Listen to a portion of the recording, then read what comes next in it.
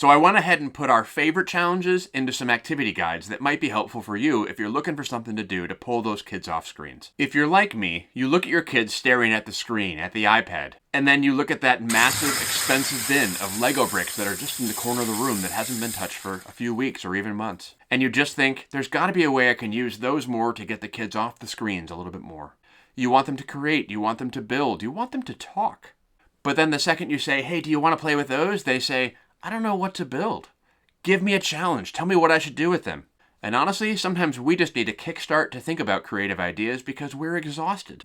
I'm a dad and an educator, and I'm not going to lie, there's bricks all over my house. And I often think, what are some things I can do to get my kids off screens a little more and actually playing and building and talking? So I started sitting on the floor with them and sorting through the Lego bricks and beginning to give them challenges.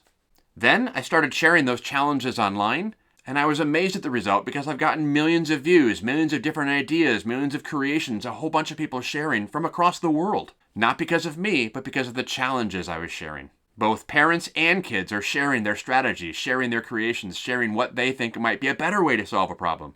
So I went ahead and put our favorite challenges into some activity guides that might be helpful for you if you're looking for something to do to pull those kids off screens. It's not just a list of things to build, it's a full activity guide that gives you different challenges that have multiple solutions, and it gives you questions you can ask your children, questions to deepen their thinking, questions to help you understand what was their thinking, what was their creative process. Things you don't have to think about. You can just go through the activity with them. Some of the activities are meant to be independent solo tasks, while some are meant to bring you into the conversation, maybe a challenge or cooperative task. It gives you a roadmap to sit down and use the Lego bricks you already have, to talk with them, to laugh with them, to create and to build, to reuse those bricks to give them a second, a third, a fourth life. You don't need to buy a single new brick. You can use the ones you already have. The link to get these is pinned right below in the comments. Let me know what you think and share out any ideas that work for you and your kids. And share out other brick challenges I can put in my next volume to help more parents out because we're all in this together.